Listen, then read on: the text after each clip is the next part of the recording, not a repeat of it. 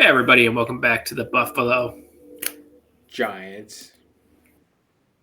podcast. All right, Brian. Well, it's been a heck of a day, so I am a little disappointed with everything from the last couple days. So I have a disappointment keep for cup for you. It is all-time draft busts by quarterback. Okay. So the first one I have for you Yes. is Ryan Leaf. Okay. Certainly a disappointment. Got hurt pretty early on. So Mm-hmm. I don't know. Bad drug issue. Yeah, but he was very good in college. You know what? He didn't do like any To be fair, everyone that's drafted as a first round pick or very close to the first round had to be very good in college. fair, but Ryan Leaf, he just didn't play that much football for me. Like I have to imagine some other guys on this list at least played more football than that. Um, You like want the worst. You want the worst. I feel like guys like Andrew Luck could probably be on this list and stuff like that. So, um, he didn't win anything. So, True. uh, You're gonna keep I'm gonna cut him. I'm gonna cut Ryan Leaf. okay. Your next player is Tim Couch. Okay. He at least played a little bit of football, but I'd still a cut for me. I don't want him. All right. Your next quarterback is a legend in college football. One of the best of all time. Matthew Leinart. Definitely a bust. I'll at least keep him Definitely. for the sake of nostalgia. I'm at least gonna keep him. I mean, hey, he may have been crappy in the NFL, but he gave me one of the best college football games I ever seen with Vince Young. There you go. All right, your next one is Josh Chosen Rosen. Mm. Yeah, I'm gonna cut him. I don't. Did he ever play a game? I don't think he ever played a game. He played like 8 games for the Cardinals when he was drafted, and then he went to Miami for a couple games. And then I think he went to Tampa and was Tom Brady's backup and got a Super Bowl ring, and that's about all I can remember. Yeah, I that guy faded into irrelevancy so fast. I barely remember it. Other than the All right, fact so that I so was far, like in college when he played. So so far you've cut Ryan, Tim, and Josh, and kept Matt Leinart. Your next pick is Brady Quinn, oof. Cleveland Browns Um, quarterback. yeah, not great. I'll Notre tell you what though, I'm gonna keep him because he's a much better announcer on college football than he is a player. Fun fact: one of my favorite players as a kid. There you go. Your next player is Jamarcus Russell. Don't necessarily like him, but I'm gonna keep him. Um, yeah, he at least had Keep. flashes in the pan. All right, your next pick is probably the biggest bust at draft slot number 3, Trey Lance. Not. I mean, he's weird because now he's behind Herbert, and I feel like he could do something. He didn't necessarily show it in that last game of the regular season against the Broncos, but he did it in the preseason. Yeah, I'm gonna cut him. I'm gonna see who you got at 8.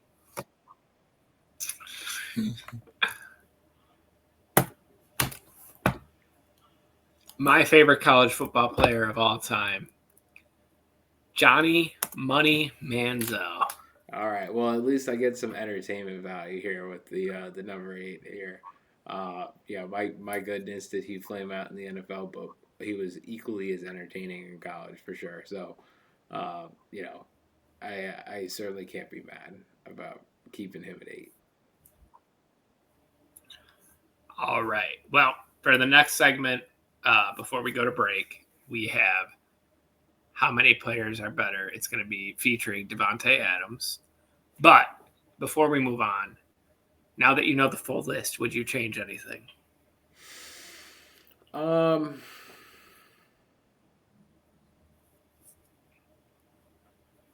yeah, if I was going by true NFL, I would probably keep Ryan Leaf over Manziel. Basically I the same player. Yeah, Ryan Leaf though at least was like good though at some point in the NFL. Manziel was not. Manziel was a part of that Browns QB carousel that gets put up there every year now at this point. So Should have just kept Baker. Obviously, that's future Browns, but you know what I mean. I mean, they should have But just man, trusted in one of their guys. They just wanted Deshaun Watson, and they ultimately paid the price for that. So but yeah, I mean, you got to admit, Money Manziel's probably the most entertaining player on this list. most entertaining, but I would say the biggest bust probably out of all of them, right? Like the way that he won the No, Heisman, did he not, his senior no. year? Yeah, but I mean, Jamarcus Russell's a bigger bust. I mean, he went one of one, had like a big contract. That was when the rookie contracts were insane. They were making the money that the superstars made. Like he literally threw like 8 touchdowns in the NFL and 30 interceptions. Didn't even watch film. Yeah, but I mean, Like at least he he was. played. That's a big thing for me. Is like, did you actually play games in the end? Like some of these True, guys, true, true. some of these guys flamed out before they could even play a full season, right? So Well, when we get a big time person on this show, we'll ask them that question. Who do you think was a bigger bust between the two? And we'll get a real answer. But great job. The only one I would have kept, I would have kept, I would have kept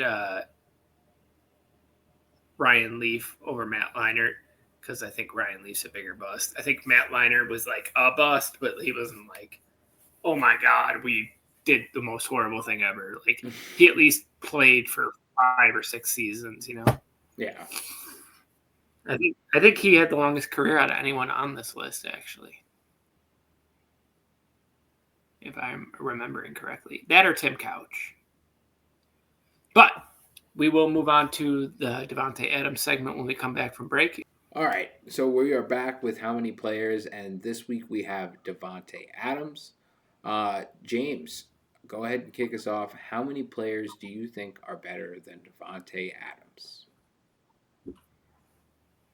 I can name 2 wide receivers better than Devontae Adams this season. I can name 25 wide receivers better than Devonte Adams this season. Yeah, you're gonna play that because you're on drugs. Well, you got to remember Devonte Adams missed a lot of time this season, right? So um, He I'm going to missed the start. 30 games, but you also have to remember he led the league in touchdowns this year. Yeah, but that's unfortunately not going to be true when you get to receptions, yardage, etc. Right? So I understand his value and True, his but importance, but I argue there's going to be guys that played better than him up and down the league this season, right? So sure, um, sure enough. Just so you know ahead of time, here's where he finished the season, not including the playoffs. He had 60 receptions, 789 yards, so we'll say 814 touchdowns. okay, fair. Then I guess I'm going to be going off of And he was performance, great. but Yeah. let me get to it. Let me start with Jacoby Myers. Yep, I'll give you that. Okay, how about Parker Washington on that same team? Mm, that one I have to look up, so keep saying names. Okay. Um, Next one I'm going to go with is Alec Pierce. I'm gonna have to look that one up. Please keep saying names. Fair enough. Um, I'll go with some obvious ones then. JSN, Absolutely. Puka Nakua. Yep, that's 3. Perfect. Um, Next one I'll go with is George Pickens. That's 4. I'll go with Ted McMillan. Yeah. Okay. Um, I'm not going to give you Parker Washington. okay. He had less receptions. He had 47 more yards, and he only had 5 touchdowns. Okay. Fair enough. Alex Pierce, he had 1,003 yards, 47 receptions, and 6 touchdowns. We got to give him this because of 200 more yards, 14 less receptions, 8 less touchdowns. I don't think so. Okay. But you're at 4. Okay. Um, Guess next How up. about how about Jamar Chase? Um, you know, the guy spat in someone's face. You know, did okay. Um, I mean, he had over 1,000 yards and eight yeah, touchdowns and he's a part of 90 Diva receptions. City over there, so I guess I gotta say his name, and probably T Higgins too. Probably T. Higgins, yep, he had over 1,000. you know, probably Zay Flowers 8,000, fits 8 in touchdowns. there this season somehow, right? So, um, We'll see about him. okay, But you're at 8. You're at 7 for sure, possibly 8. okay. Um, There's a running back that I would give you over him. well, there's probably a few running backs you would give me over him, in Gibbs, McCaffrey, and Bijan, right? So, um, Yeah, 8, 9, 10. You're Drake at 10 London out of just didn't 10. play enough this season. Um, Now, if he played all season, I bet you he would have been there, though. yeah, and I want to say Jawan Jennings, but he was probably in a similar position. I'm gonna go with Michael Wilson. Mm-hmm. I like it. I will give you Zay Flowers. He had 86 receptions for 1,211 yards. He only had 5 touchdowns, but he was big when he was big. So that'll be 11. Who did you say now? Michael Wilson? Michael Wilson. I'll get another obvious one out there. Amon-Ra St. Brown. I will give you Amon-Ra St. Brown. I'm not even going to look him up. That's 12. Okay. Yeah, You know obviously. what? I want to give you Michael Wilson. He had 7 touchdowns, 1,006 yards, and 78 receptions, and I feel like he only did that in about eight real games. So I will give you Michael Wilson. Perfect. That's Yeah, 13. it's tough because I want to use a Vikings receiver, but I don't feel like I can use either of them, despite the fact that they're both better at this point than Devontae Adams. If you combine their seasons, maybe with Jalen Naylor. Even if you give them a 16-game season with Carson Wentz, they may do well enough. But True. You just trashed the Michigan quarterback fans. hey, I mean, he didn't play well this year, and he got hurt last year. I Slash, mean, we got to be honest with ourselves, right? So slash Max Brosmer. I got to call it as I There'll see be it. no Carson Wentz Michigan slander fan, this but call it season. as I see it, man. Yep. Huh. I think you're forgetting one other running back. Really? There's no way it's Saquon. Saquon's His a name better than starts this? with a K. Oh, okay.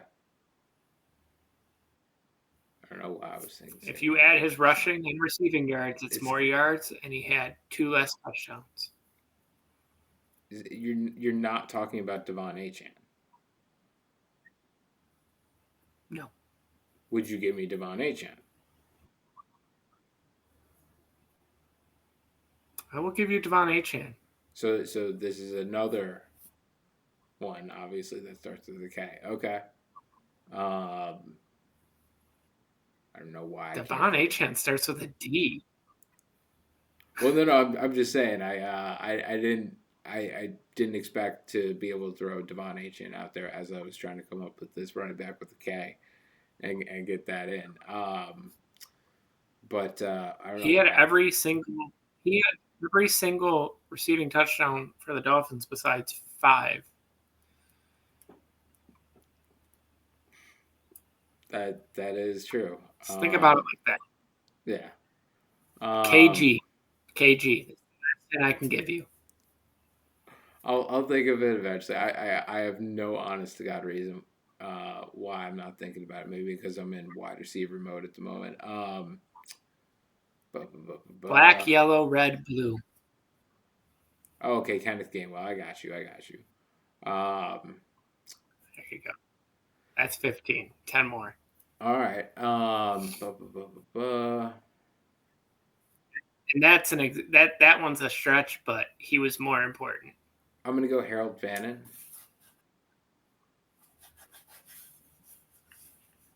Harold and the brown crayon. If y'all don't get that, there's a book called Harold and the Purple Crayon. I will look it up. Keep saying names. Trey McBride. Yes, sir. Dallas Goddard. No, sir. Really set the receiving record for tight ends in Eagles franchise history this year. Yeah, I don't like the Eagles. Okay. I mean, we were I will just give talking you. about touchdowns and how important they I were can't. with Devontae I and can't. everything like that. And this guy's got more. I can't. I can't give you Fannin.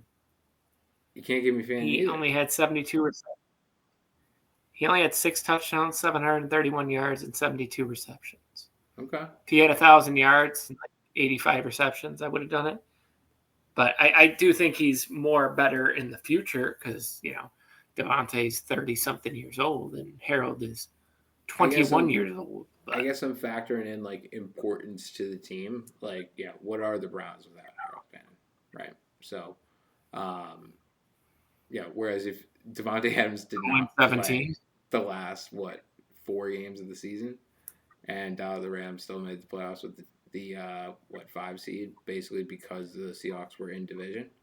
So any other division, and they're the 1 seed. So, Well, they're but the 2 seed. I guess you're right. They're the 2 seed. If I mean, obviously they wouldn't be playing the Seahawks twice if they were out of Actually, division. they'd probably be the 1 seed because they only would have played Seattle once and they beat them the first time. That's correct, right? So it would have depended on whether that game was home or away. But either way, they Sir. probably would have lost in the playoffs to them away.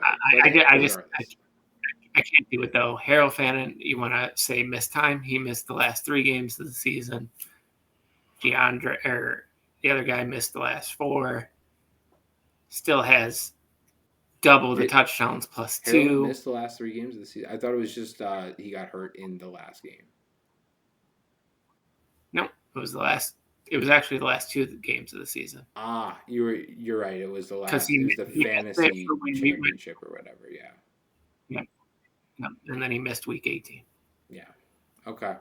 Fair enough. I mean, obviously that week 18 game not as important to the Browns as it is the Rams, but yeah. Yeah. But yeah, I can't do it. He still had double the touchdowns. He had more yards, and he only had 2 more receptions. Fair enough. Okay. So where does that put me? 16 now? With Trey McBride? 15. Yes. 15 with Trey you need McBride? 10 Okay. more. All right. You said guessed. Yeah, I want to say Nico Collins, but I don't think he had a good enough season. I beg to differ. Yeah, you think so? I think Nico Collins had a very quiet, good season. He had 71 receptions, 6 touchdowns, and 1,217 yards. Well, that certainly checks the box. All right, I'll I'll give you take that. Nico. Um, 9 more. all right. I'm gonna throw a name out there. Tyler Warren. I love Tyler, but his last 8 weeks of the season weren't very good. They weren't, but I Um, believe that because he was like but the maybe only he did target there, up. that he may squeak in. Maybe he did. He might. 76 receptions, 817 yards, and 4 touchdowns. I don't think we can do that. It's just beneath the bar there. Yeah. Okay. Yeah, it sucks because Technically, he didn't. I want to say CeeDee Lamb, but CeeDee Lamb, I don't know, played it if he played enough to get up to those numbers. Yeah, like I want to say AJ I Brown and think C. Devontae Smith, but I don't know if they're up there in terms of numbers. I'll give you I'll give you Devontae Smith for sure because he had 1,200 yards for sure. There you go. I knew he got over the 1,000 yard mark, so because he got that bonus at the end of the regular season. Yep. Well, apparently I spelled CD wrong. There's not a space between C, and D. That's correct. It's one word. Yeah, I obviously want to say Terry McLaurin, but he didn't play long enough. Surely, Debo Samuel, I want to say Yeah, him, but I don't think he has the stats.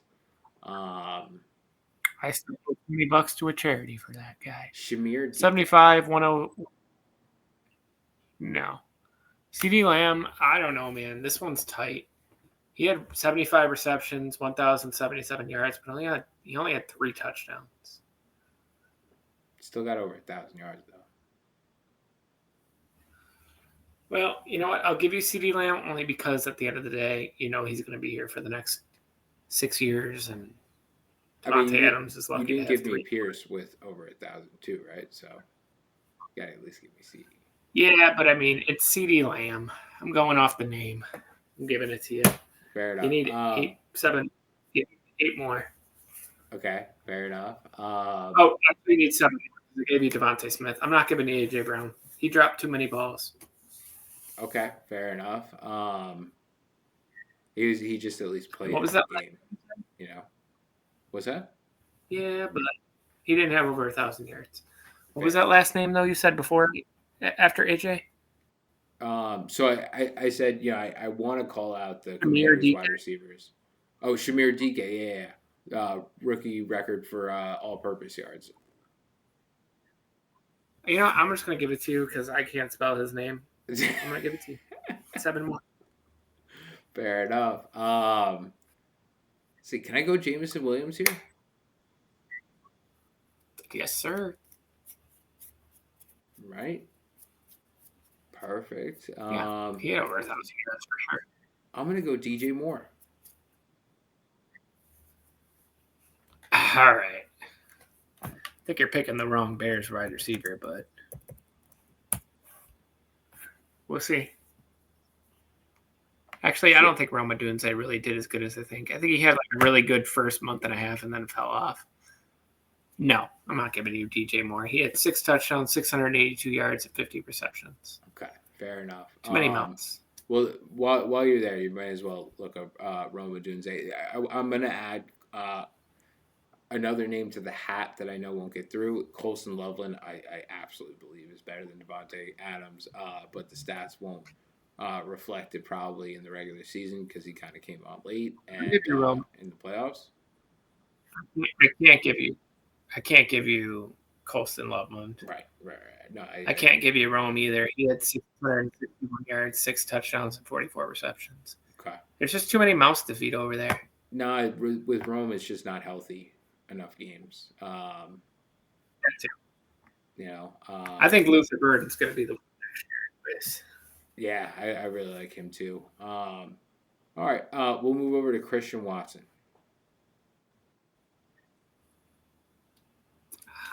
I think he's the only guy on Green Bay that's going to have the stats because I want to say Tucker Kraft, but I don't think he was healthy long enough. Tucker Kraft would have been tight end of the year, though, if he stayed healthy. No, Devontae, he wasn't even close.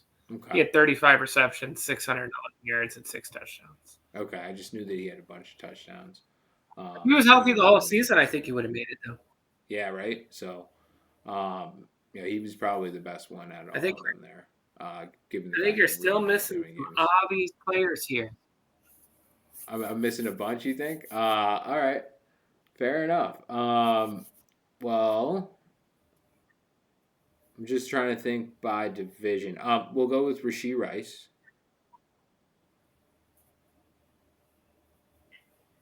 I don't know.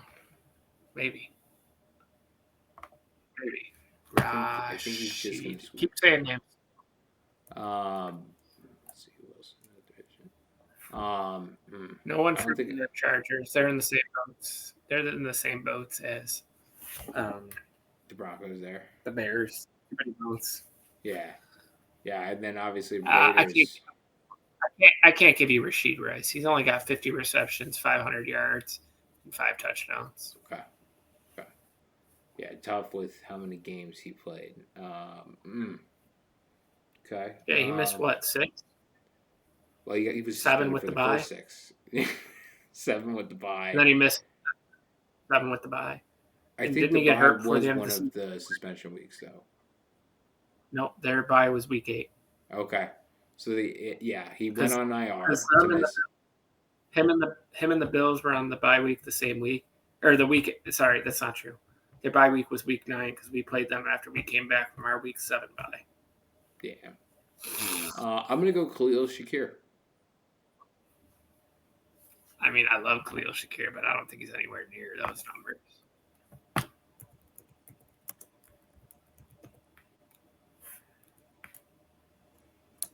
Khalil Shakir, Pro Football wide receiver. He ain't no 6 foot. He's 5'11". No, he only had 719 yards, 4 touchdowns, and 72 receptions. Okay. If you count his postseason, though, yeah. Okay. But unfortunately, I can't. Okay. Stephon Diggs. I will give you Diggs. Okay.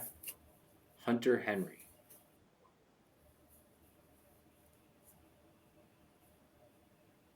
I'll give you Hunter Henry. I'm not looking it up. I'll give you him, though. Okay. He needs 6 more. Okay. 5 more. 5 more. Okay. I feel like I haven't even stumbled upon at least a few divisions here. Did I say Mecca Buka already? No. Okay. You didn't. You have 4 left. Okay. I'm gonna go Chris Olave. Yeah, he touched. Yep. Chris Olave had over 1,000 yards, 8 touchdowns at least. Juwan Johnson. I don't know how to spell it, so it's your lucky day. You need 3 more. Fair enough. My lack of. All right. That pretty much takes care of that division. Not really.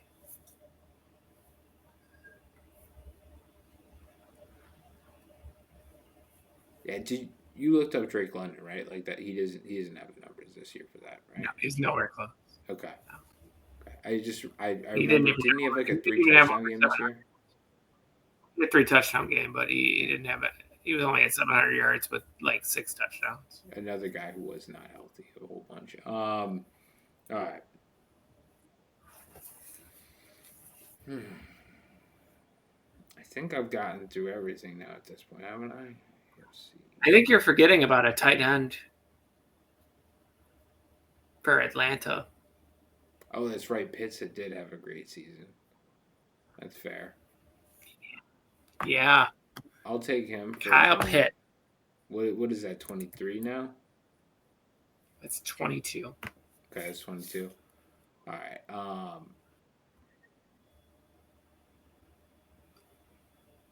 Kyle Pitts. I just want to make sure. Yeah, double check that. 928 yards, 7 receptions for touchdowns, and 88 receptions. I will give you that. Okay. For a tight end, that's pretty freaking fantastic. Yes, it is. Almost lived up to the round one hype so far. He's finally getting there. Did you know he had more touchdowns this season than he had in his entire career previously? That's pretty insane. Took him till his second season to get his first touchdown on American soil. I don't know. I think that may be it. I think that may be it. I might It's have to. No, you have more that you would give me that you have on the top of your head. Okay, all right. There's a Packer I'll give you. There's a Packer that you would give me. I don't. I guess. He's their number one this year. Yeah, but that could be like three different guys. I thought Christian Watson was going to be the one out of that group. Jaden Reed was not healthy enough this season, I don't think, to get to those numbers. Future Buffalo Bills wide receiver. 8 touchdowns, 900 yards, 60 receptions. It can't be. So it's definitely not Matthew Golden. He didn't have a touchdown until the postseason. It can't be Ontavian Wicks, is it? I'll give you a hint. He's African American. Well, his last name starts with a D.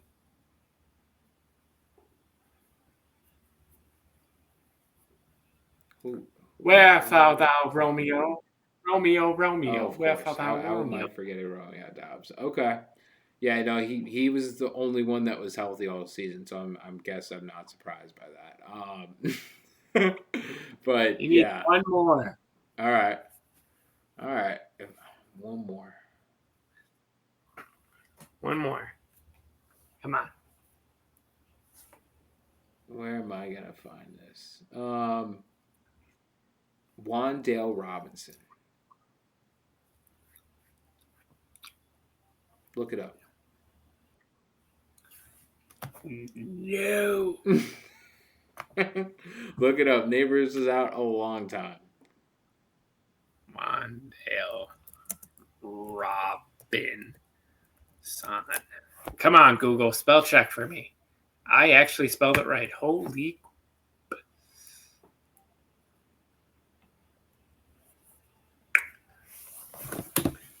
92 receptions, 1,014 yards, and 4 touchdowns. I'll give it to the you, Giants, and they get you the W. Maybe not all season when it mattered, but in this, how many players are better? You look to the Giants. Yeah. It's so weird looking at people's birthdays. I'm older than most of these players now. Kind of sad. So you're going to give me Wandale Robinson, given the fact that he had 92 receptions, over 1,000 yards? When you said that number, I was like... that's why I was like, look it up. Because I was like, he had a... If you thought Nico Collins had a sneaky good season, look at Wandale Robinson's season, right? So... All right, my friend. We're moving on to budget players after this quick intermission. All right. So, Brian, this week's budget player is going to be players from the 80s and mostly 90s.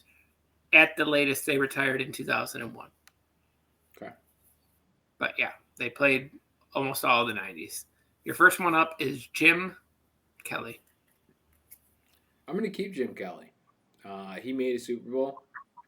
This isn't a keep or good for. This is budget. Oh, that's right. Sorry, my bad. Budget players. I'm gonna put him at 3. Yeah, he was a great quarterback. Made a Super Bowl with the Bills. Lost to the Giants, but it really wasn't his fault. They missed a field goal, wide right, I believe. Happy anniversary to that kick today, 30-something years ago. Yeah. So I'm gonna put him at 3. Good All baseline right. Your next one is John Elway. there. All right. Well, if Jim Kelly is at 3, I'm gonna have to put him at 4. That's fair logic. The next one you have is Troy Aikman. I'm gonna go 2 on Troy Aikman. Okay. I Your next I one is just I figure you're gonna say someone better than John Elway, so I have to leave the 5 spot open, and your next I hope it's someone's worse. your next one is Dan Marino. So I'll go 1 on Marino. I'll go 5 on. Joe Montana. Okay, all right. Well, he was the goat. Four-time champion. He was the goat prior to Brady, right? So, um, I can't be mad with at least how the 5 spot ended up there. Certainly, Jim Kelly. I honestly I still think I'd have Jim Kelly 2 over Marino because of the fact that he made a Super Bowl. Um, You had him 3.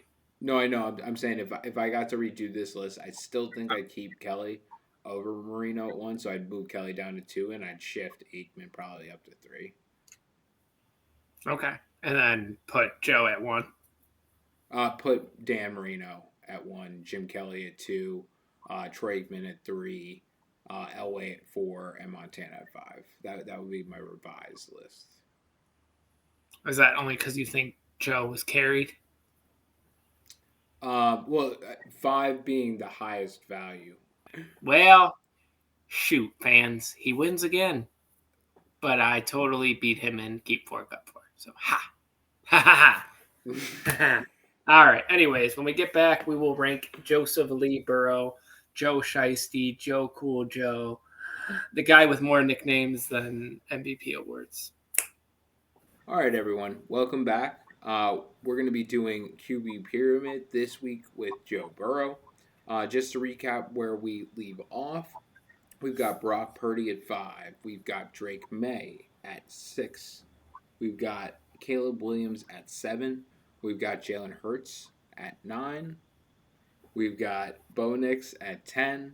We've got Justin Herbert at 11. We've got Sam Darnold at 16. We've got Bryce Young at 17. We've got CJ Stroud at 20. And we've got Cam Ward at 24. So this week, Joe Burrow. James, are you ready? Yeah. I know he's one of your favorites, so let's get into this. We're going to start off with Josh Allen. Fuck no. I thought so. We're going to then move to Shedeur Sanders. Yes. He's a Pro Bowler. Don't forget that. Yeah, just like Mac Jones is a Pro Bowler. Fair enough. We're going to Actually, you move know on. what? Mac Jones has talent. We're going to move on to Lamar Jackson. No. All right. CJ Stroud. Yeah. Yes. Okay. Daniel Jones. Burrow. Okay. Trevor Lawrence.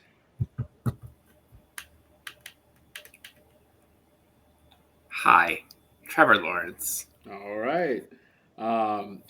Cam Ward. Next year, hopefully. Fair enough. Patrick Mahomes. Joe Patrick Mahomes. Fair enough.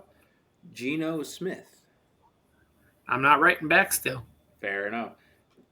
Quinn Ewers. No. Fair enough. Brady Cook. Who? No. Yes. Drake May. Drake May?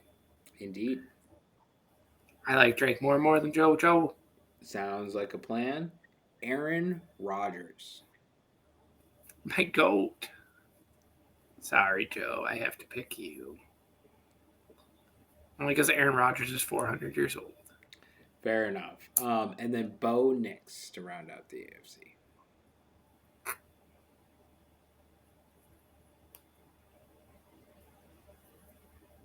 I have to go with Joe Burrow.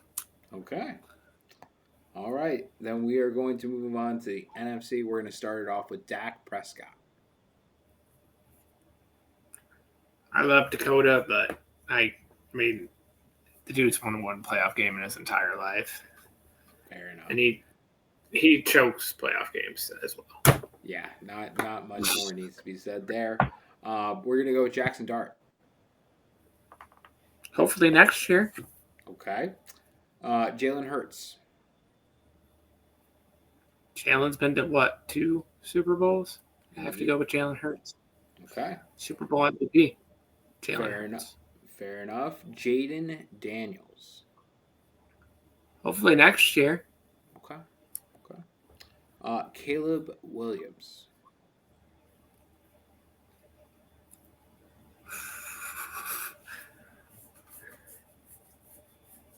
Pass. Okay. Jared Kitty Cat Goff. Jared Big Hands Goff. I have to go with Joe, unfortunately. Fair enough. JJ McCarthy. No. Fair enough. Jordan Love.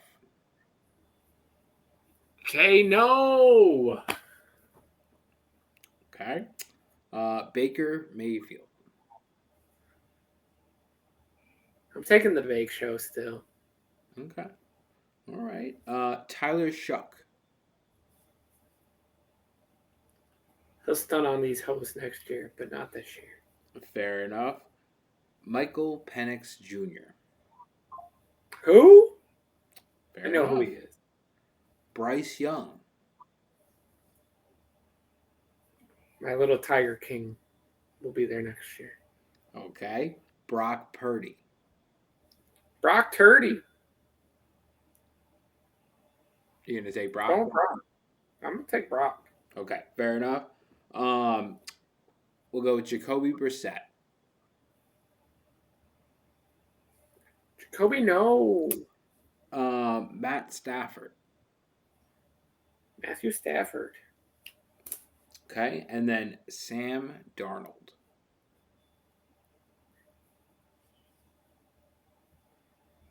Ask me that question next week. Right? I'm going to give it to Sam just because of what he did to make the Super Bowl right now. Okay. Fair I'm enough. taking Caleb Joe too because he's got health and he looks like a way better quarterback than Joe has looked in the last 2 years. Well, Fair not enough. 2 years. This season, yes. Fair enough. Okay, so And it's not a rich tapestry to a degree because at the same time, even if we look at it from this season, Lamar still played better than Joe Burrow. Lamar played a lot more. I skipped one in the AFC. Justin Herbert. Give me Herbie fully loaded. Okay. He at least plays hurt. Granted, this year I can't really shit on Joe Burrow for a grade 3 turf toe injury. Apparently, that's very painful.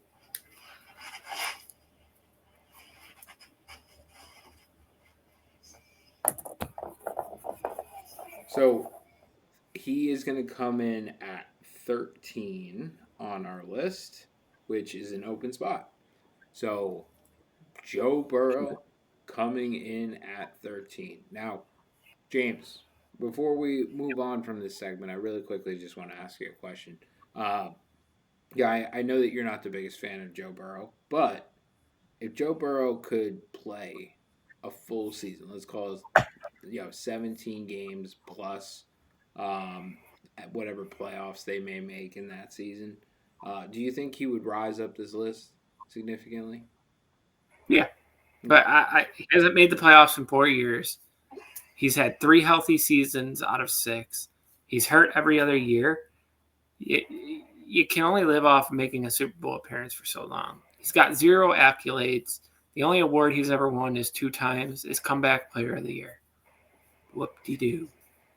Fair enough. I was curious to see because certainly I think you could make the argument that it's a sum of its parts type of argument with Joe Burrow, especially after what we saw with Joe Flacco coming in this season and doing what I he also did. think that makes him look more of a game manager. Look at what Joe Flacco did with his players. So I mean, that was really the reason even why I wanted to ask that question was I if wanted to they had see. half if they had half of the defense that half of the NFL has, they'd probably go undefeated.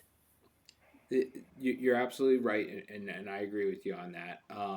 But the intent of the question was really to see how much you put stock in Joe Burrow's health and how much that can change the tide, or how much you may also buy into the fact that he is throwing to Jamar Chase and T Higgins, and certainly that's better wide receivers than I probably think we most teams have. I So think we could I think that we could go out there and throw 10-yard dots to Jamar Chase and T Higgins and probably score a touchdown or two. fair enough. Well, that's why he comes in at 13 on this list. We obviously will continue to have this list in flux, given the fact that Sam Darnold is currently sitting at 16 on the list. If we were going by a different structure here, he might have to get forced down to 18 since Darnold's there at 16 and Young's at 17. But maybe even push Young down to 18. He would slot in there at I think 17. I But think if anything, those two are going up. we shall see. We shall see. We haven't gotten to some of the big boys here, and we haven't even gotten to some of like the higher mid names too, like the Baker Mayfields and stuff like that. So we'll see where they ultimately end up. It's very possible that they end up I think backfilling Baker some and spots. I would say Baker ends at 12. I would say Lamar probably hits 8 just with the season he had. Josh and Matt would be somewhere between 1 and 5, 1 and 4. And then Patrick, I don't care. He's the GOAT still. He'll be at 2 or 3. Um, I think I and got then Trevor Lawrence as a dark horse for 4. you're starting to see my vision. Dude's a beast. Dude's a I beast. I don't know if I could give it to him over Drake May if Drake May wins the Super Bowl before we rank him though. So Drake May. I bet the channel. I won't bet the channel on it, but I will tell you this now. Drake May is going to get absolutely blasted in the Super Bowl, and the Seahawks are going to win by 30 points. oh my gosh. Well, if Drake May and the Patriots somehow do win the Super Bowl, which let's be honest, both these teams don't necessarily have Super Bowl experience, so they just don't. You know, Current players, you mean? Yeah. Okay. I Fair mean, enough. even coaching staff, both teams, coaching. Yeah, obviously Vrabel has played in Super Bowls, but he's never coached them. I'm just thinking if anyone on those staffs have been there. Only Josh McDaniels is one that I can think of. That is true. That OC has he's one of the best play callers in the league. Been doing it a long time. So he was there through the He's got a couple rings in there. yes. So does Vrabel playing right? So They have rings together. I bet they do, Probably. and I know that they do. It's just a question of how many. So but yeah, so that was a great segment. Joe Burrow slotting in at 13. We're going to take a quick break, and when we come back, we are going to take a look back at or actually, we're going to take a look at Joe Brady and that that great hire that the Bills made. I know Bills Mafia is very excited about it, and James is going to give us his take when we come back. Welcome back, everyone. In this next segment, before we get to the championship round review games, the championship round review games, we are really quickly going to cover some NFL news concerning one of our two teams here. And that news is Joe Brady will be promoted from offensive coordinator to head coach of the Buffalo Bills. James, please give me your reaction to this hiring. No, God, please, no, no, no, no, no. This is the exact opposite of what I wanted to happen. Yes, he may be brilliant sometimes, but the brilliance and magic seems like it left the body and heart and soul last year. I mean, he's still a good run game coordinator, don't get me wrong, but I mean, you fired Sean McDermott to hire the guy that was already here. I mean, he could have stayed, could have ran it back, could have fired Brandon Beane instead, but we just hire a guy that is going to be the fall guy possibly now, the next scapegoat for Brandon Beane, the yes man maybe. I've never seen Joe Brady as a head coach, but he's already dealt with Beane for 3.5 years, give or take. Because when Ken Dorsey got fired, we didn't really promote at the time. He was the interim offensive coordinator and then got hired to be the offensive coordinator after Ken Dorsey got fired after the Broncos game in 22.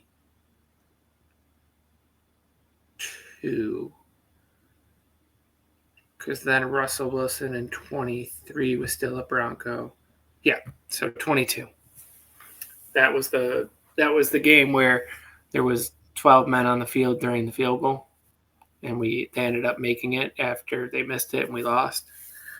So yeah, that's how Joe Brady got here, and then he ran a pretty successful offense all the way to the AFC. I want to say it was the divisional round where we lost to the Chiefs. Then the following year, we went all the way to the AFC Championship game and lost to the Chiefs.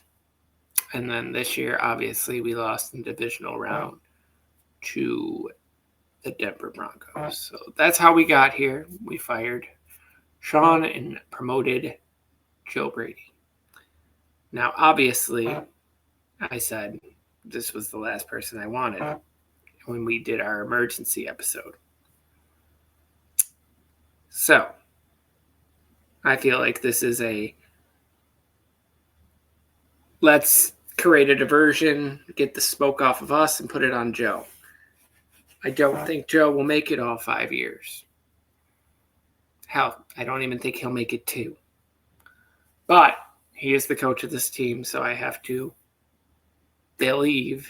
But yeah, I don't have extremely high hopes, only because he's already been here. The culture is already in his mind. This isn't a reset. This is let's move the continuity adjacent, We're in the same boat still. I mean, it was Sean's number 2, He basically was the assistant head coach. Pretty sure he is the assistant head coach before this.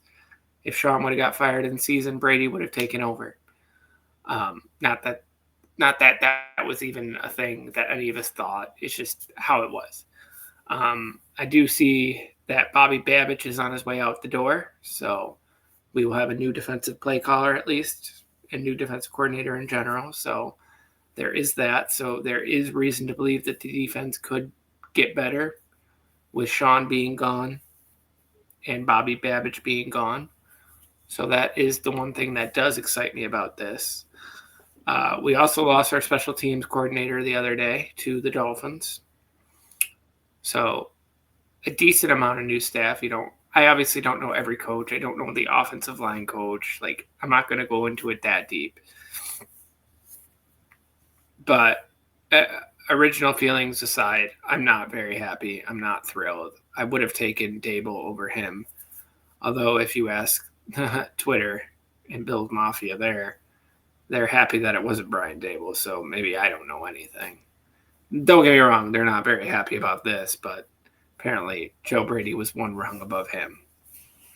But like I said, in a perfect world, it would have been Clint Kubiak or the guy from the Jaguars, Grant Yodinsky. But, whatever. I have to deal with this. I do know that he can run a good offense. And hopefully he can get right on Brandon Beane's heels and say, hey, I need some better wide receivers. I need help with that. And then we need to fix this defense. After that, everything is really in the hands of Brandon Beane. Special teams showed up this year for the most part. We had a few kicker issues here and there, but that was mostly injuries, not Prater's fault. I can't blame Tyler Bass for that. He was hurt all year. But Ray Davis came on pretty strong towards the second half of the season, kick returning. So, we really just have to focus on the defense and the wide receivers. I feel like we need a complete facelift on everything front line wise through most of the linebacker core besides Thompson. I don't know what you're going to do with Terrell Bernard's contract. You could have to eat a lot of money there. So, a lot of tough choices to be made between Bean and Brady. We also know that he is going to continue to call plays. We got that report this afternoon, a little bit after he got hired, I would say about 2 hours after. So we could still see a lot of end arounds and bubble screens and etc. The plays that I hate. Oh, 3rd and 14. Let's throw a bubble screen. I don't love that. I'm disappointed that it came to this, but as I told you before, it's my team. As long as they didn't hire Adam Gase, I guess I can't quit them. What an awful bet I made with myself. But, could be worse. We could have Chip Kelly, right? Yeah, or Eberflus, Matt Nagy, yeah, all of these guys, yeah. I bitched and I moaned and I bitched and I moaned and I bitched and I moaned that I want an offensive young play caller. I technically got what I wanted. He's only 37 years old. If you look at it, he's been successful everywhere he's went. LSU. Actually, I can't say that. He wasn't very successful being a play caller with the Panthers, but the Panthers had absolutely nothing the year he was there. That was before they even had Bryce Young. So was that the year that they had Dobbs, Newton, and PJ Walker then, I would think? That could be it. There was a year that they had Baker as well. Yeah, but he didn't even make it the whole season. And Darnold. And Darnold, yeah. I want to say that's the Dobbs season. Okay. I want to say that was the Dobbs season. But, hey, they still won some games they shouldn't have. So, it wasn't all bad. But you know what? At the end of the day, Bills fans, we did get an young offensive mind who has called a pretty successful offense, got an MVP award with his quarterback. Not that he did that, but he called the plays, he made the plays. So I have to give it a little bit of hope. After a strong reflection, I will give this out of 10 a 5.5. I'll give him a little bit over the middle because it did meet a lot of the criteria I wanted. It's just if we were going to get rid of Sean, I wanted a full overhaul, facelift. But it is what it is. I'm a little defeated at the moment, but at the same time, he does check all the boxes that I wanted for the most part, besides it being a new coach. And well, go ahead. Yeah, so I hear everything that you're saying, especially the part about you feel like this is a bit of a cop out to make this promotion rather than maybe seek out a more risky but potentially higher ceiling hire from outside. My first question is, you mentioned the defense a number of times, thinking that the defense can improve. I just wanted to go over that with you because you guys finished with the top passing defense in the league last year.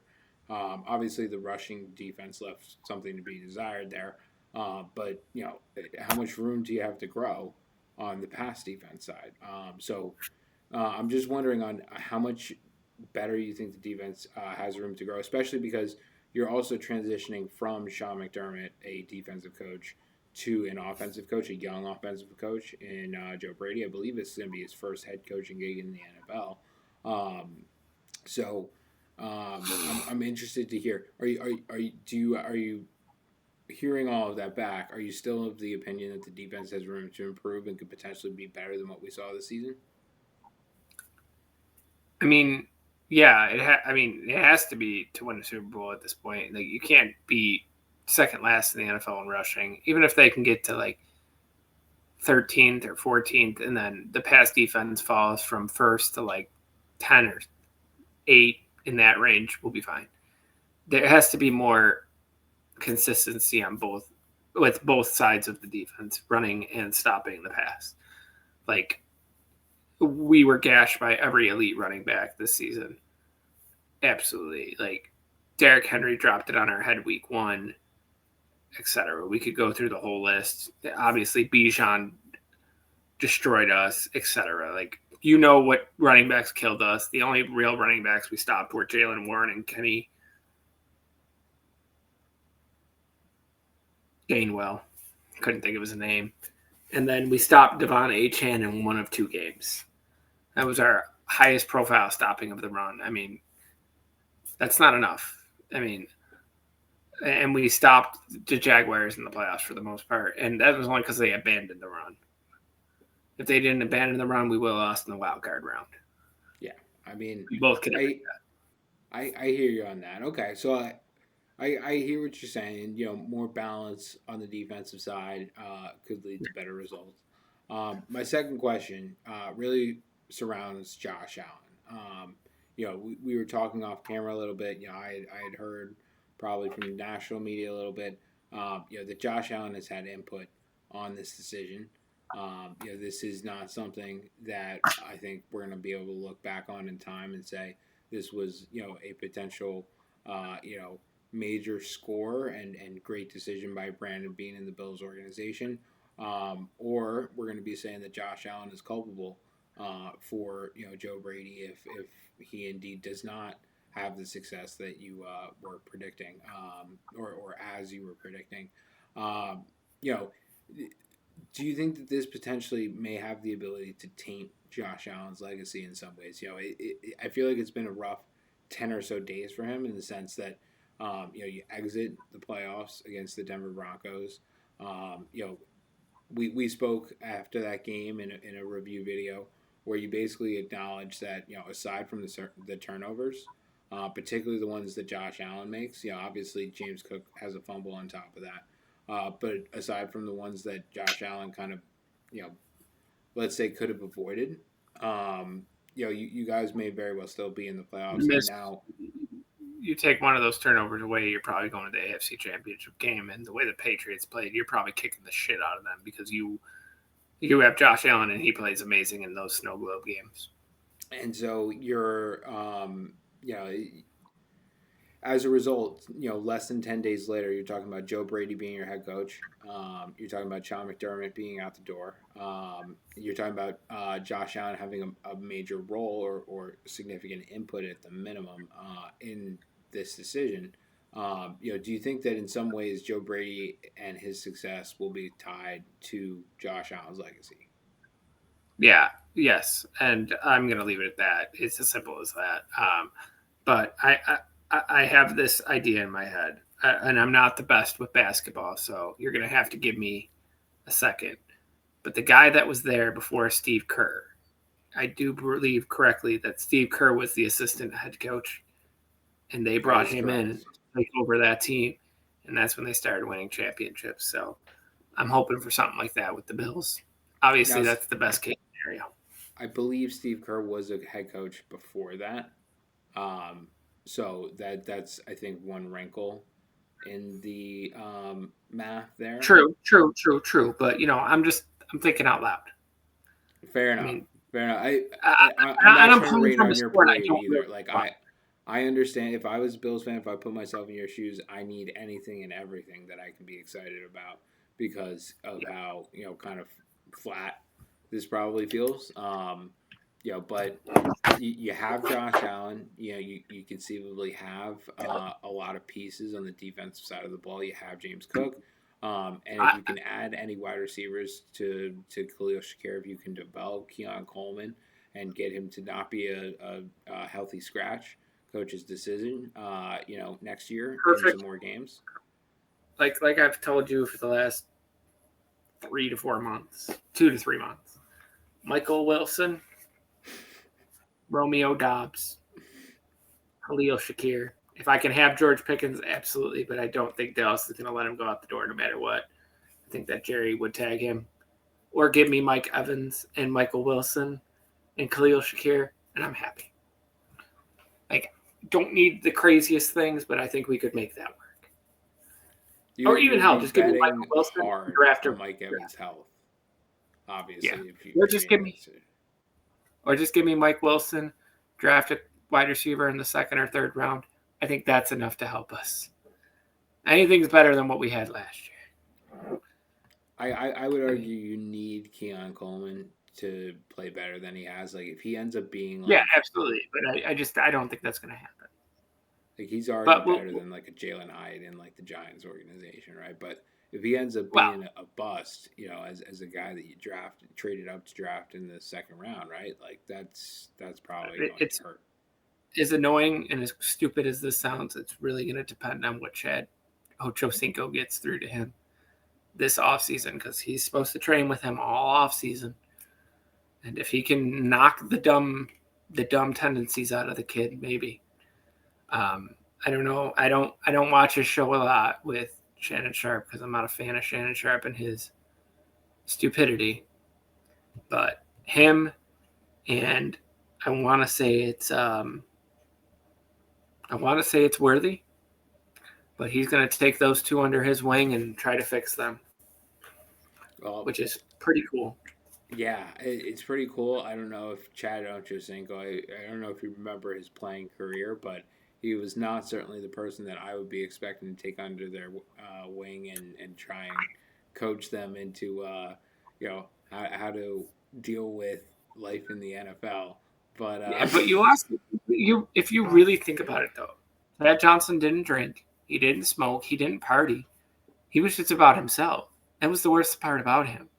He still was kind of a role model in a way. Like he did the right thing. Did Chad Johnson ever get arrested? Nope. Was Chad Johnson ever in trouble besides getting fined? Nope. Did he do stupid stuff off the field? Never. Dude ate his McDonald's and went home and slept in the stadium.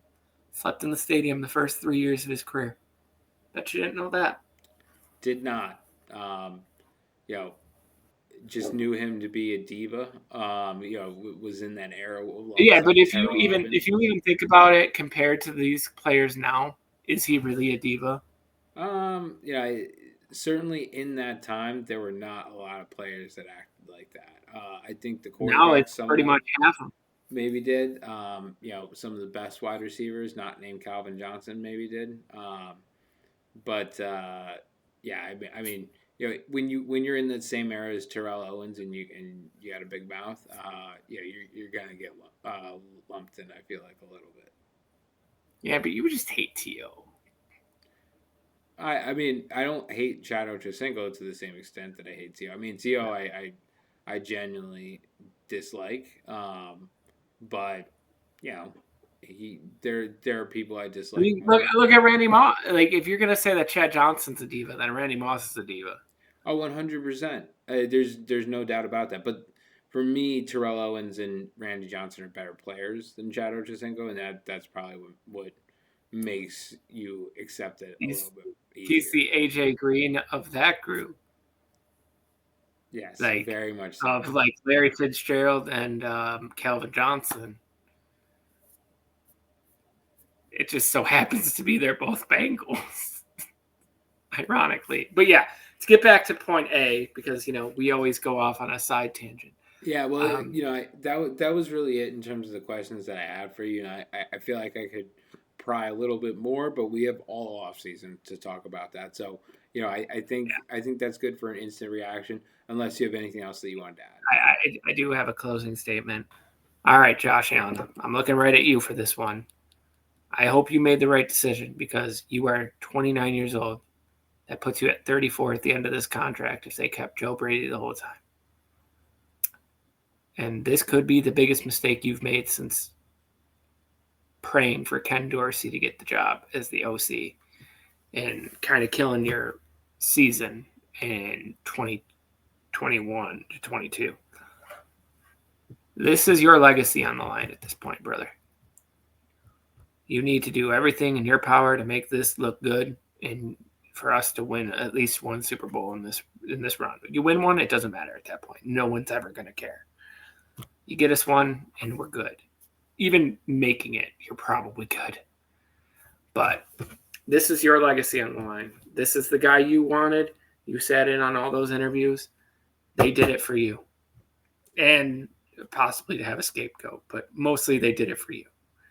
There's no doubt in my mind because when Joe Brady was going from the interim to the full-time offensive coordinator, you were in on those meetings. You helped make that decision, and we kept him.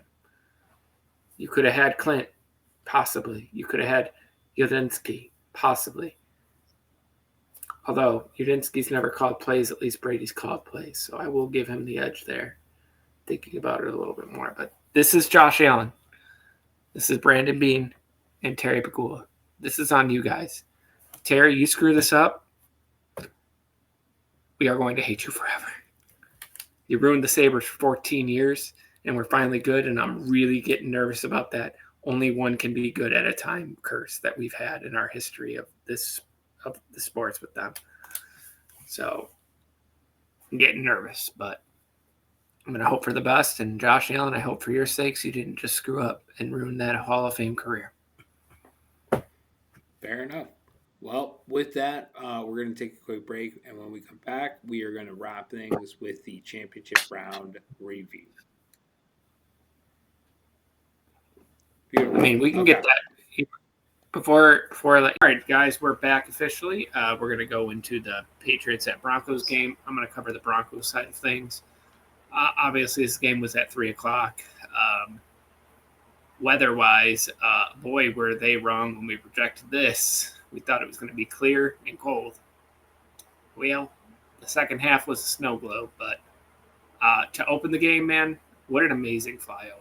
I don't know if you watched that part of the game, but, man, that was like a tear from my eye. It was pretty damn cool. The game felt like a college atmosphere when it first started. So for the Broncos defense, they went back-to-back 4-and-outs on the Patriots. That was pretty cool. We had a big play to Marvin Mims for 57 yards, and then Cortland Sutton scored the touchdown a couple plays later.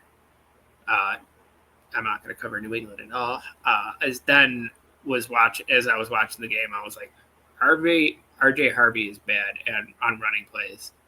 He ended up finishing tied with Stevenson for 2.8 yards a carry. Obviously, it didn't look good. And this is where the game starts to turn a little bit for me. Sutton has a huge drop on that third down on that drive. And if it was a first down, it would have been 2:27 left in the second half. But, obviously the ball was thrown behind him, but it hit both his hands. He should have caught it. There was no excuse for that drop. And then the Patriots go 3-and-out at 1:02 mark in the first quarter. Evan Ingram starts getting in on the fun. Jared that was in the first quarter, by the way. Jared was 7 for 10 with 14 minutes left in the second quarter for 74 yards. Then New England went 3-and-out again. Then they stopped Denver in the red zone on fourth down. 4th and 1, easy field goal distance with no weather impact. And then Drake May gets a rushing touchdown after a long drive. Not a long drive, sorry. The drive was 2 plays for 12 yards after Christian Ellis forced a backwards pass. We went into halftime 7-7. Pats get a field goal, and then it's missed field goal party for the Broncos. They missed 3, and then they throw the interception that seals the game. So this week we did things a little different, folks. I took notes while I was watching the games because, I actually wanted to be more focused on things. I will say that I did say for heroes of the game on the Patriots side, it would be Drake May. Obviously it wasn't. It was Christian Gonzalez and Christian Ellis. But I will say that I was right on Matt Collins. He did lead the team in receiving yards. He was my villain of the game for the Broncos. And then my villain of the game for the Patriots side of things was Jared Stidham. It was kind of there. He almost had it. But, and then I also believe that that's you calling stuff. Oh, that's you. Yeah. I'm just reading this over real quick. But as far as this game went, I mean, it was just a game of whoever made the least amount of errors, I think. If Sean takes that field goal there, maybe it's 10-10. Who knows what happens? Neither team could move the ball in that second half with the weather. Got real crazy. It's just crazy to me. Like you and me were talking about off camera. Um, with Sean, or sorry, not Sean McDermott, but with Sean Payton saying it's okay to take field goals. It's not the end of the world. It's points on the board, and then for him to go out there on 4th and 1. Yeah, they could have put the game away, but they also could have had a tie game going into overtime here. With the way that the rest of the game played out, obviously we don't know what happens. Maybe the Patriots try to move the ball a little bit more. But yeah, it was a very boring second half for me. I fought with myself to even stay awake, but unfortunately the Patriots got it done, and now I have to deal with the internet bullying me for the next 8 months. The Patriots made a Super Bowl, so hopefully they can lose, so I can be like, but you lost.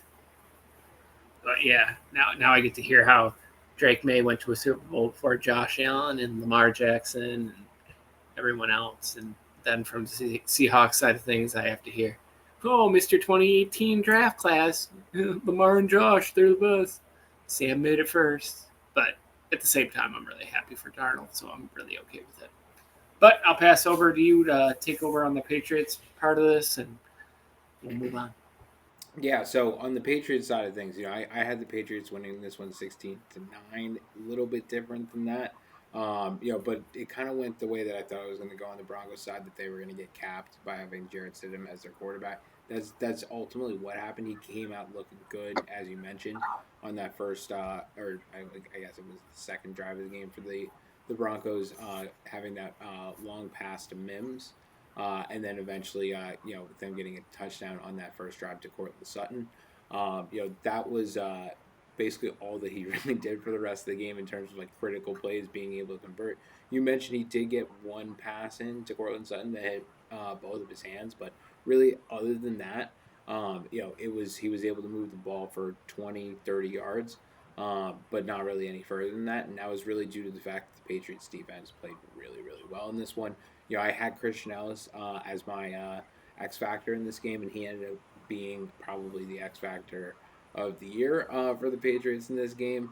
Coming up with that sack that forced the backwards lateral that the Patriots recovered. They returned it for a touchdown on the play, but based on the rules, they're only able to get it from that spot. But they go 2 plays, 12 yards from there, and get a rushing touchdown from Drake May. Drake May basically, aside from that drive, really only was able to execute well enough on one drive for the rest of the game that was able to really get them close enough to get a field goal. The second half, what like you mentioned, was an absolute snow globe. So both teams missing a bunch of field goals. Only 3 points scored in that half by the Patriots in the very beginning of the third quarter. The rest was, you basically needed to run it up to the goal line and probably push it in. At that point, because it was pretty aggressive in terms of how much snow was coming down. Just if you didn't see the game, there were things like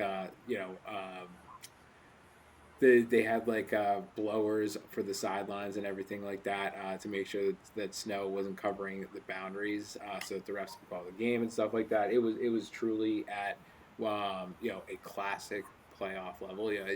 You mentioned that this game was boring for me. I didn't get to watch every single second of it. I did have to watch it back later, but from what I did see, especially in the second half, that to me is like playoff football at its finest. We didn't get things like NFC Championship game at Lambeau in like an ice bowl. and stuff like that. But that's the type of stuff that you see in the playoffs, and become like the classic games and things like that. So it's a shame that we couldn't have seen Bo Nix in this one. I think we could have really had a different result. If Bo Nix is certainly the quarterback of the Broncos for this one. But that's how the cookie crumbles. And the Patriots go on to take this one. I did just want to mention as well. Jarrett Stidham. I wanted to mention again, probably like one of the toughest spots to have to come up in to start a game as backup quarterback. Again, he started off the game hot, but I think ultimately he gets plagued in this one by Sean Payton deciding to go for it on that fourth down in the second quarter, or I think it was in the second quarter actually. Basically, the Patriots had no life in this game until that play call. They don't get the fourth down, and then the Patriots take over. At that point, they were able to gain some momentum, particularly on the defensive side of the ball. The Broncos have been surprising them. We talked about that Marvin Mims catch. That was a play where Christian Gonzalez got caught sleeping. Early on in the game, and so it very much looked like the Patriots were going to be vulnerable in this one. But like you had, as Christian Gonzalez is your hero of the game. From that point forward, he basically played like great. He has all the rest of the season. And that was a huge factor. Just they were able to stop the run, as you mentioned. You put it from the Broncos side in the sense that Harvey doesn't look good on run plays. Alternatively, the Patriots play the run very well in this game, forced Stidham to have to try and win the game.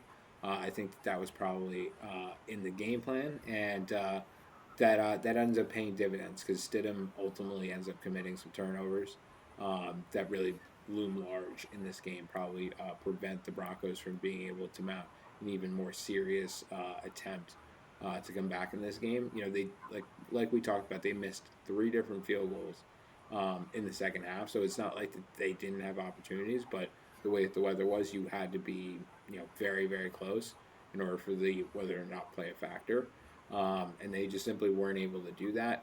You got to give it to the Patriots. They certainly don't get the credit that they probably deserve by making the Super Bowl because of the schedule that they played in the regular season and who they ultimately played in the playoffs.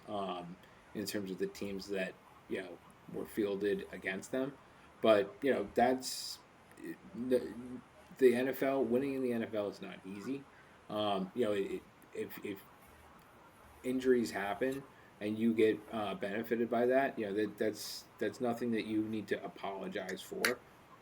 It sucks for, I imagine, you as a Bills fan to have to hear Patriots fan in your own division, shouting up because they're at this point. But you know the thing is that next season Josh Allen is going to have different leadership that's going to allow him to hopefully be in a better position to win these games against the Patriots. Hopefully you don't drop the game at home next year, and you're in a spot where you can win that division outright, rather than be have your fate kind of resting on the Dolphins and Jets, to beat the Patriots at the end of the season. So, I hope that this is ultimately just a kick in the butt to Bills, front office and ownership, and allows them to light a fire under them in some ways.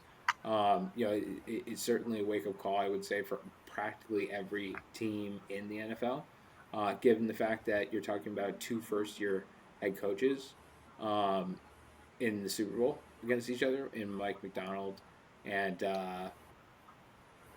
Mike Vrabel. I guess not two first year head coaches, one being with a new team in Vrabel. He was obviously a coach previously with the Titans, but this is his first year with the Patriots. So, uh, to be able to turn a program around, or a franchise around that quickly, is was something that was previously thought as hard to do. But we've seen it with Kevin O'Connell as well with the Vikings in recent years.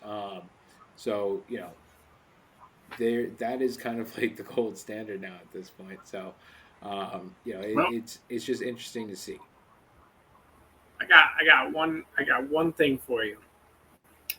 This is the I'm going to tell you the Patriots schedule in a fun way. So in week 1, they played a fired coach. They lost to that team. That was the Oakland Raiders. Week 2, they played another fired coach, Mike McDaniel and the Dolphins. Week 3, coach retired in the Steelers and lost that game.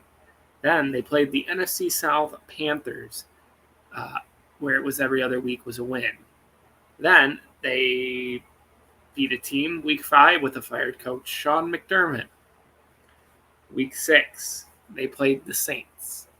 Week 7, they played a fired coach in the Titans. Week 8, a fired coach, they played the Browns. Week 9, fired coach, the Falcons. I believe that was Raheem Morris. It keeps getting better. Okay. Week 10, they play the NFC South, which was the Buccaneers. Barely won. Week 11, they played the Jets. Week 12, they played the Joe Burrow Bengals and almost lose to Joe Flacco. And if it wasn't for a pick six, they would have lost that game. Then they beat up the mentally challenged kid in the New York Giants without Brian Dable. Then, week 13, they played a fired coach and lost to the Buffalo Bills. Week 15, they played another fired coach. It's your coach. I can't think of his name. John Harbaugh. Week 16, they played another fired coach. That would be Mike McDaniels. Week 17, they play the Jets. Week 18, they play another fired coach with Mike McDaniels. Then they play playoff Justin Herbert. Then they play 5-turnover CJ Stroud. Then they play a backup quarterback to go to the Super Bowl.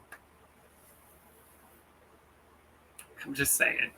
So They couldn't have gotten any luckier with that. I hear what you're saying, right? But when you say luck, right, like you finish where you finish in the division the year prior, right, and that determines your schedule, right?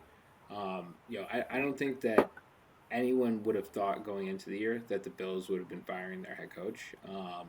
Yeah, Nope. I think McDaniel's reasonably, Stefanski reasonably. I don't think most people thought Harbaugh would get fired.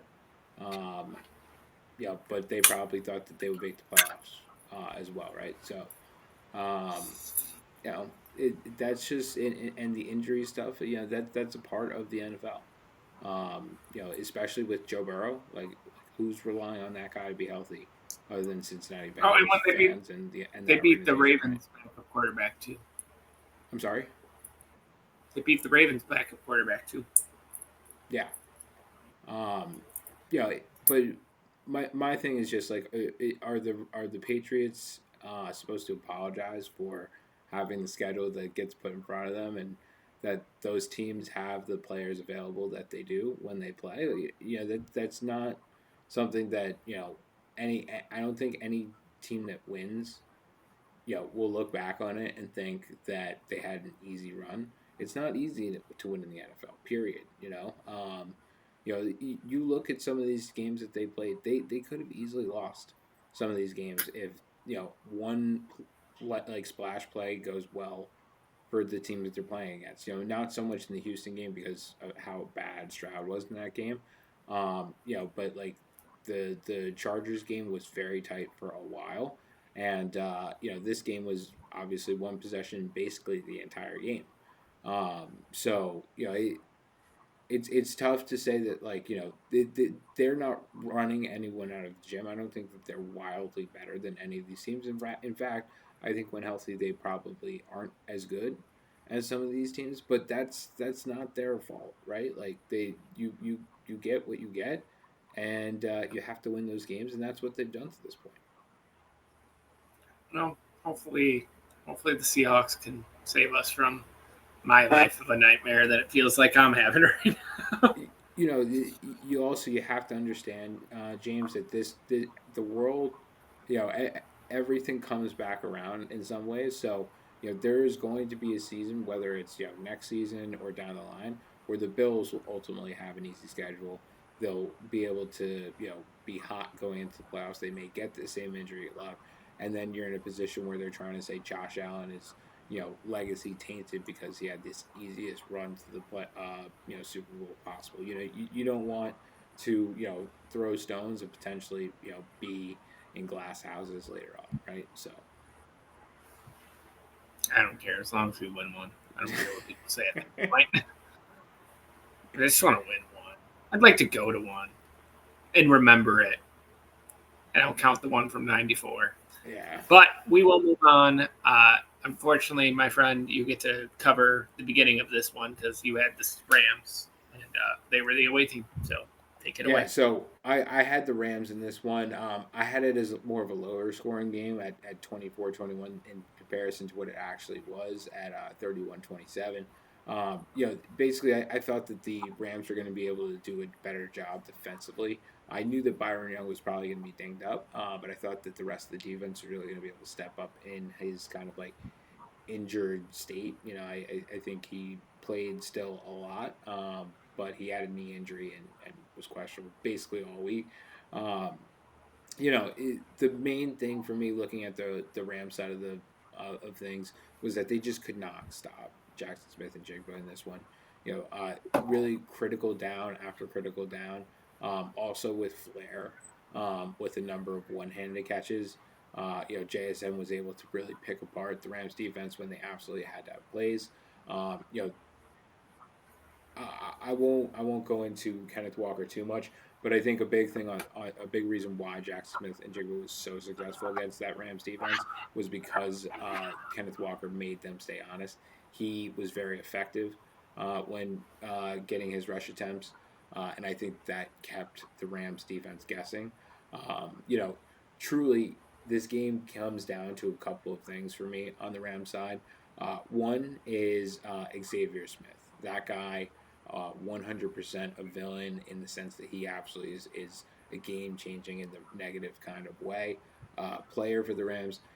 He kind of botched a punt return in the second quarter, and he then on the very next punt return proceeded to or I think it was a punt return.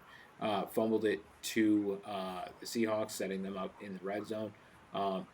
That's the difference in this game, that special teams play and resulting touchdown in terms of the margin of the game. So that's really rough on him. He got benched right after that, unsurprisingly, and so that's an unceremonious probably end to his time there with the Rams, which is unfortunate. But that was a huge thing. I'd say the other thing for the Rams is that very underwhelming performance from Kyron Williams. I think you and I, but you even more so kind of forecasted this, with Kyron Williams' big performance in Chicago, and Corum getting not as many carries as he was used to. Corum had a much better day in this one, but it was really the Puka Nakua show. Once again, in this one for the Rams, Devontae Adams did contribute. He did have a number of yards on four catches. I want to say like 68 yards on four catches with a touchdown. So he does come through, but ultimately not enough. There's a critical 4th and 3. Late on in the fourth quarter, I want to say 2.5 minutes left in the game, and they ultimately can't convert that inside the red zone to keep that drive going and potentially to close out the game. Instead, the Seahawks get the ball back and they get the first downs that they need to be able to see out the game, despite the Rams having their timeouts. So, another like razor thin type of a game. We're talking about probably 14 yards from the lead changing again. Inside 2 minutes in this game after these teams have played to one possession games. Each of the first two times that they played, in fact, it was inside 3 points each of their first two matchups. So, I want to give a lot of respect to the Seahawks. Mike McDonald, I had picked the Rams in this one, and the Rams coming into the playoffs to make the Super Bowl because of their playoff experience, that know-how, and the Seahawks were able to to overcome them in this one. They were able to make Matt Stafford at times look very average when he's had a fantastic season. You have to give them a lot of credit. They come in here and get this done. I mean, I would disagree that Matthew Stafford looked average. He would play, they played incredible in this game. Like this was literally a punt returner dropping a muff. I mean, this game could have went either way, no matter what. I mean, it was probably the best game in the entire playoffs, and we've had some really good games this playoff. But one thing I do want to say is that crazy stat though, previous to this game being kicked off, Matt Stafford was 6-1 against the Seahawks since he came to LA. I thought that was incredible when I saw that on the television screen. But as far as the Seahawks side of things go, obviously JSN was humongous in this game. Jake Bobo getting that touchdown late in the game. I really wanted the game to end when Cooper Kupp caught the touchdown, because I was like, oh, that's poetry right there. Unfortunately, Adams had a huge catch. But, I mean, it was enough points still. It was the last point scored by the by the Seahawks. So, I mean, technically he did win them the game, but I wanted the game to pretty much end there. I had a lot of fun with this. Kyle Williams he wasn't horrible per se. I mean, he did get that touchdown catch, so he did keep them in the game, but obviously the Seahawks did enough to put it away. I still was very confused with the ending of that game with Puka Nacua. It looked like he made it out of bounds to me with 3 seconds left. I feel like the Rams got ripped off a little bit there. No, I saw it. For me, I saw his either lower leg below the knee or the knee touching down in bounds before he got out of bounds. But maybe, I guess you saw a different angle or something than I did. Yeah. And Rashid Shaheed was obviously very big in this game with that opening series 51-yard catch. That was incredible. I did have him as a villain of the game for the Rams, and he definitely provided. Obviously, Puka and JSN provided for both their teams. And I was kind of right about Blake Corum having a decent day there. K9 did his job. It was a huge game. Field goal Hawks. I do see it now. But yeah, I mean, man, they had a crazy fun game. Sam Darnold, I think you could honestly say that was his best game as a professional football player. Yeah, I can't agree more. And you know what, man? I think they're going to win the Super Bowl, obviously. That was my prediction out of the NFC side of things. So, I mean, I got one of the two sides right. You got 0 sides right, technically, right? Yeah, no, not even technically. I had Rams and Jaguars in the Super Bowl. So I got one side of it, Was so close to my friendship bowl, but yet so far. But closing statements on this, I hope the Super Bowl can be a good game, but I feel like this game right here, that was the Super Bowl. That was by far, that was an amazing game. Obviously, it was better than the last Super Bowl we had. Better than even better than last year's NFC Championship game where Jaden Daniels got his butt kicked. So yeah, good on the Seahawks. Congratulations to New England. Hopefully the better team wins. Go Hawks, and I'll let you close up this segment. We'll get into more coaching news. Yeah, so not really anything more for me to say here. Seahawks take this one, and they will probably be favored in that Super Bowl matchup against the Patriots. 4.5 was the opening line. I haven't checked it since, but 4.5. All right, guys, and we're back with our closing notes and coaching hires and coaching firings. Actually, no firings. But we got Brian Daboll heading to the Titans to be their new offensive coordinator. I would buy stock in Cam Ward now. He was the offensive coordinator for the Bills in Josh Allen's second, third, and fourth season, and he made Josh Allen a perennial Pro Bowler and All-Pro and MVP candidate every year with him. So hopefully we can get something going for Cam Ward. I know that I've already drafted him in the first draft since that news came out. So there's your warning. Brian Dable is a very good offensive coordinator, a brilliant mind. So hopefully Cam Ward can succeed and they can get some more pieces going over there. And then into some Bills news, we lost our defensive coordinator Bobby Babich today to the Packers. They're getting a pretty decent guy, maybe a little overrated, with Sean McDermott calling plays at points in seasons with him, and him losing play call duties every year that he was in Buffalo. So we'll see what happens, Packers fans. Go ahead, Brian. Yeah, so next up, I got Todd Monken, former Ravens offensive coordinator. He will be hired as the head coach of the Cleveland Browns. You know, had a great run there with Lamar Jackson, particularly his first year, that being an MVP season for Lamar. He was able to get the most, I would say, particularly out of that offense when Lamar Jackson wasn't healthy at times this season as well. I think that's probably some of his best work. With the stuff that he did with the run game when Snoop Huntley was playing. So, certainly remains to be seen what he'll be able to do as a head coach. This is his first time being head coach in the NFL, um, but wish him well. Up next, I've got Chris O'Leary. Becoming the DC of the Los Angeles Chargers. He was the assistant DC before, so this is just a promotion, not necessarily coming from anywhere, but does end up filling that spot.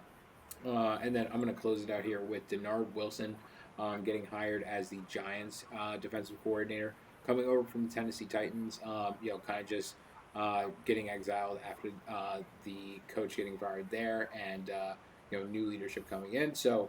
They went after him a couple of years ago when Brian Dable was the coach. They ultimately went elsewhere, and so it's kind of good to see him getting the chance to come back in. He's primarily very good with DBs. He was the DBs coach with the Ravens, so there are ties to John Harbaugh there a few years back. So, a little bit of synergy there. And actually, his first year with the Titans 2 years ago, they were actually a top five pass defense in the league, believe it or not. So, he has shown the ability to have success, particularly with an average unit over there as well. So, a lot of things to be excited about. One thing that Giants fans will tell you is that we are kind of growing weary of grabbing Titans guys. That's not exactly an organization that has shown a lot of success, and so the more you pick from them, the less you can feel confident. I feel like in the long term, but I will say, this guy is someone who's been in the Harbaugh tree, and so I think that there's a lot of reason for optimism in spite of that. So I'm going to turn it back over to you, James. All right, and then we got Sean Mannion. He is interviewing for the Eagles position of offensive coordinator tomorrow. So we'll see what happens with him. And then in other news, Mike McCarthy during his press conference said he had absolutely no problem with bringing Rodgers back. So hopefully we get one more year of Aaron Rodgers, and or we get to see Will Howard play because I'm really excited for him. I like him a lot. I have him in almost every dynasty just sitting on my taxi squad, so it'd be pretty cool to get to use him. And then you can close out the next segment, and we'll probably both talk about it. Yeah, so in this last part here, I just wanted to talk about it became news yesterday that Bill Belichick will not become a first ballot Hall of Famer. It's a little bit ridiculous to me. I hear why now that it's happened that it's potentially Spygate and a poisoning the well type of situation where you have one or a small group of people trying to convince a larger group of people and getting kind of like just enough votes needed type of a deal. But this is a guy who has won 8 Super Bowls. Two as a defensive coordinator of the New York Giants in the Lawrence Taylor era, and then 6 more with Tom Brady and the Patriots. Just one. There's no doubt. I would say that he is the best coach in NFL history, given all of that success. I given the list of first time ballot Hall of Famers, I mean, I mentioned some of these to you, off camera, but guys like Darrell Revis, Calvin Johnson, Calvin Johnson didn't even win a playoff game, right? Nope. And he's No, a he didn't. first ballot Hall of Famer. And you're telling me a guy who coached 8 Super Bowl teams isn't a first ballot Hall of Famer? Like, what are we doing here? Yeah, I agree. And fresh off of this, as of today, we had a press release from the Pro Football Hall of Fame. Uh, the Pro Football Hall of Fame understands and respects the passionate reaction of many sports fans, media members, and e-shinies of the Hall of Fame itself in light of published reports regarding the voting results for the class of 2026. It it's that very passion that propels the game. The Hall also respects the members of the selection committee when they follow the selection process bylaws. It is an honor to serve as a selector. Each year, the Hall reviews the selection process and the compositions of the 50-person selection committee. It is determined that any members violated the selection process bylaws. They understand action will be taken. That concluded that could include possibility that such sectors would not remain a member of the committee moving forward. The selection of a new class is the most important duty the Hall of Fame oversees each year, and the integrity of that process cannot be in question. So, long story short, the 10 people that didn't vote for Belichick are probably getting their vote taken away.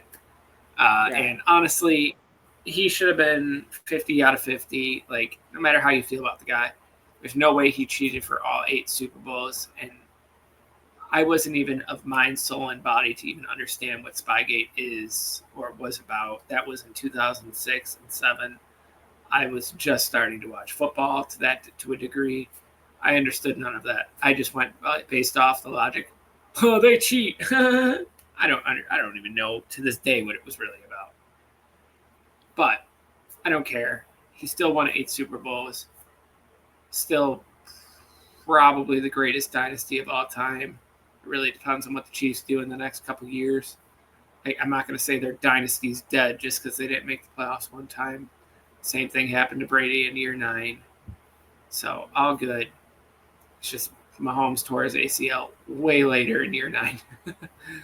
So we'll see what happens. But I think Bill Belichick got absolutely pounded on that one. And honestly, if the NFL was even a real thing, they would reverse the ruling on that. That should be something that's not even allowed. That should have been just like that. I totally agree with you in the sense that it's not even just a slap in the face that like he doesn't get in first ballot. This is a guy who borderline should be unanimous. I would argue.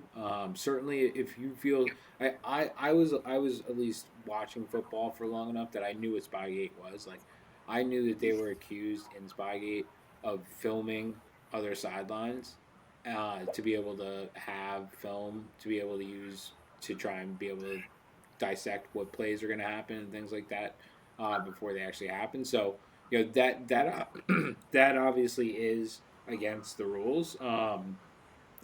But the thing is that I don't know how long they are accused of doing that, and once that is found out, how long that they're doing it, does it continue afterwards? Because they continue to have a lot of success afterwards. It wasn't just like Right. Spygate happened and then they never won again, right? So that kind of like takes a little bit of the wind out of the sails there. There was also the Deflate Gate bit as well. There, if you remember that, I don't know how real or not that whole scandal was. Just to I mean, recap for that you, game was that game was a complete utter blowout. I don't even care at that point. yeah. So just to recap for people that may have missed this, there was a scandal about potentially, the Patriots trying to deflate the amount of air in the regulation balls for a game to try and make it harder to throw the ball, and things like that. But it was You know, only their balls. They couldn't touch the Colts balls. It was the, just their balls. correct, just the ball is coming from their sideline. Correct. Yeah. So Each team has their own different game balls. The that only is time the correct. other team touches those is when they get interceptions or a fumble for like on special teams plays. That's really the only time you're touching the other team's ball.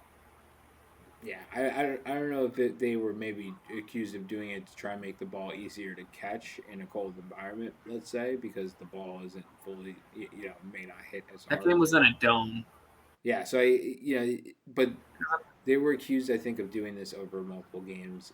Spygate was probably Maybe. over more like I thought it was seasons. just that AFC Championship game against the Colts. That's where the claims started to come from, but yeah, I think it was endorsed by more than that. So, but the so there are things that could potentially taint his legacy, but for me, the fact that his legacy is so long and spans two different teams in different roles, um, you know, really, I think the most impressive thing too is that he was able to maintain an identity across his entire coaching career. Like, it was tough defense when defensive coordinator with the Giants, and it's that same thing plus hitting on a sixth round quarterback in Tom Brady, really in New England, and then you just kind of build the pieces around that, right? So, I think the culture aspect as well is something that's probably old school in many ways. It's very like steel curtainy, I feel like, and just transition to another franchise or adapted to another franchise. But uh, yeah, for me that's really really impressive. Obviously reinventing yourself is impressive too, but being able to find something that works across multiple generations of football is also very impressive to me. Yeah, yeah, absolutely. And obviously he's going to get it next year. There's no doubt in my mind. It just sucks that he got screwed out of being unanimous and a first ballot, but it doesn't take away from the fact that he's going to get there. It just ruins the whole. Hey, I was the best at this in the world, and now he can come back. He doesn't have to wait five. Like if he comes back, he's got to wait another 5 years, I think. But I mean, at least he's not permanently done from coaching in the NFL. Then, if he didn't get in, if something crazy happens, I don't foresee it at this point. I mean, there's no real good jobs open left. He ain't gonna He's start a also whole. pretty old to be accepting an NFL coaching job. I mean, isn't he coach the Tar Heels? Yes, but that's a totally different gig, right? Like that's NIL money, where your name as a coach does a lot of the work for you.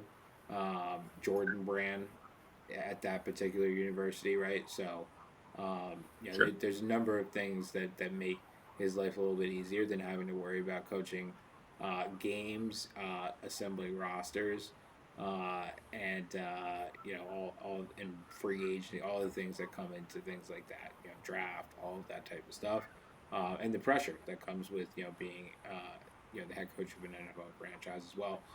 Not only from the organization itself, but the fan base, things like that. You do have a lot of pressure being at a place like UNC, but I feel like college sports in general is a more positive environment. I don't feel like you have the same quite negativity in the media that surrounds the college sports. Unless you're looking for critical sources. So things like school papers are rarely going to excoriate their Yeah, I don't know. posts and stuff. So College seemed pretty toxic. I mean, they were just like wrecking Belichick this past season, saying that he's going to quit, he's going to leave, he's going to go do this, he's going to go do that, and it seems like none of it's true because he looks pretty. I've never really seen the man happy, well, other than when he's winning a Super Bowl trophy, but he looked pretty happy there. I mean, where are you hearing that is kind of I think because if you're hearing that from like the national media, that would kind of like be in line, kind of like with what I'm saying. But like, Yeah, UNC fans, I think ESPN. yeah, exactly. Like I think UNC fans would be more optimistic about that or put a more positive spin on that. I think that they lost some games that they certainly would like to have had, and kind of blew some games this year. But that's growing pains with basically a first year head coach with a complete team that is kind of there in that he recruits late into coming into taking the job and stuff like that. So you expect them to be better essentially every year after this, and so it's hard to ream the guy in his first year. Is What the UNC national really media does, right, for is the basketball? national media brings in stuff like his very young girlfriend, right, and makes a lot of hay out of that and stuff like that. So, if that's going to be what your opinion of him and his job at UNC is the fact that he has a young girlfriend and they find ways to lose some of these games in his first year, then yeah, I could see you thinking that he might be on his way out, but UNC doesn't commit all of that money to him, and he doesn't come to UNC if he doesn't feel like he's going to be the coach. I think for at least 4 years, and I can see him potentially being like in the box, type of a deal after that as well, because this is a guy whose football is his entire life, basically. So yeah, I wouldn't be shocked if he's doing it till he feels that he can't anymore. I mean, I wouldn't be surprised if he passed away on a field. Not even trying to be funny. Like, I just feel like he'll do it until the absolute wheels come off. But in UNC is really not a football school. That's a basketball school, right? It's mostly a basketball school. I mean, guess where Drake May went to school? UNC. There you go. So it's not like that. Guess where Omarion Hampton went to school? UNC. So like there there are guys that come out of that program, but it's not known as a blue blood football program. Like that's in the ACC. The blue bloods in the ACC are Miami, Florida State, of late Clemson.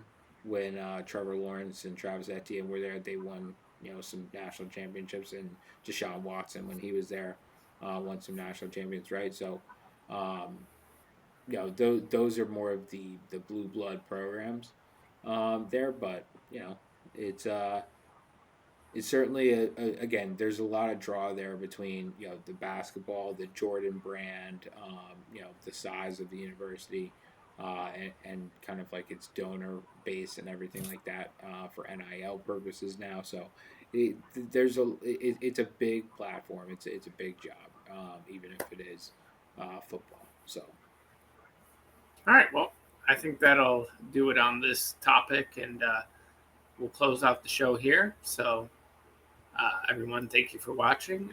Please subscribe, hit the bell, and share with your friends. Share on your own personal social medias. But other than that, thank you for everything. Go Bills, and I'll let you finish the closing. yeah, Giants Pride. We hope to catch you probably late next week for a preview of the Super Bowl. We'll see if we come up with anything before that. If so, look for a community post to kind of let you know about that before it comes out and when to look for it. But otherwise, we wish you a great rest of your probably what will end up being Thursday when this comes out, and we will see you probably early next week. Take care.